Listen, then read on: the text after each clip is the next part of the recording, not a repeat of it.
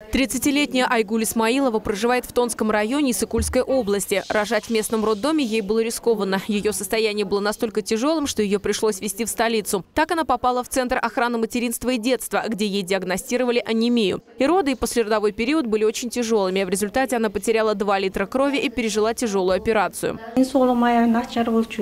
Я просто ужасно себя чувствовала. Роды были тяжелые. Вроде пила витамины, ухаживала за собой. Это у меня 3-й ребенок. И в 3-й раз повторяется то же самое. Спасибо врачам. Они меня еле спасли. Больше рожать не буду. Хочу здоровье сохранить.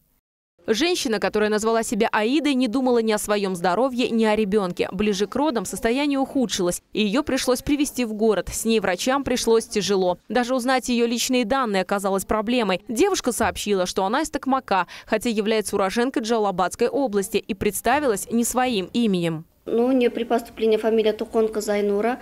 Потом после родов выясняется при беседе, что у нее зовут Аида. Она нигде на учете не состояла, не обследовалась. Сама трудно разговаривает, сами видели. И в таких случаях часто у нас бывает осложнение. Девушка не очень разговорчивая, да и, видимо, не хотела объяснять свой поступок. В итоге призналась, что имя свое скрывала, потому что ребенка не планировала и рожать не хотела. Однако ее сестра уговорила оставить малыша и родить для нее.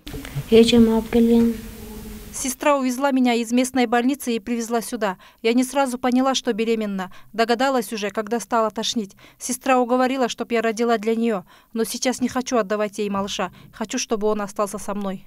У этой истории счастливый конец, но, к сожалению, далеко не во всех случаях судьба бывает благосклонна. Все чаще они заканчиваются печально. Или смертью матери, или смертью ребенка. За последние 2 года количество летальных исходов приблизилось к 100. Факторов, повлиявших на такой исход, очень много. Однако самая большая проблема состоит в том, что матери остаются одни со своими проблемами, не получая никакой поддержки и заботы ни со стороны мужа, ни семьи в целом. Это приводит к тому, что она и сама решает махнуть на себя рукой.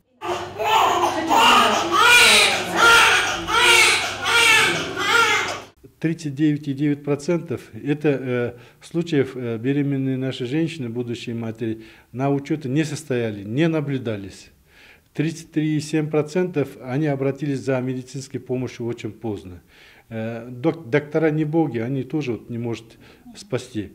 И поэтому очень много случаев, когда у беременной женщины имеются хронические заболевания.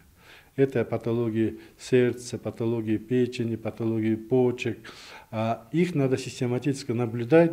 Или прежде чем идти на такой шаг, стать матерью, они должны пройти очень хорошие обследования. Профильный комитет парламента также провел специальное исследование, в результате которого выяснилось, что в большинстве больниц отсутствуют самые элементарные условия. В 22% роддомов нет горячей и холодной воды. Туалеты находятся на улицах. Даже в столичных учреждениях ощущается нехватка мест. Роженицам приходится лежать в коридорах. Уже не говоря о том, что в отдаленных селах нет профессиональных акушеров и гинекологов. Острее всего эта проблема стоит в Нарынском, Джумгальском и Читкальском районах. По мнению же гражданских активистов, главной причиной является нищета. На сегодня пособие по малообеспеченности одному ребенку в день составляет всего лишь 500 сом.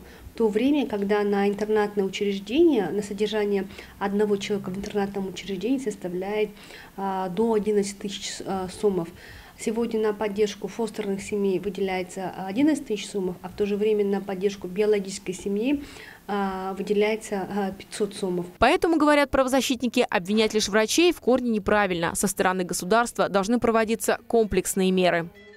Елена Яковлева, Мээрим Ташибекова, Владимир Кулбалдиев, НТС.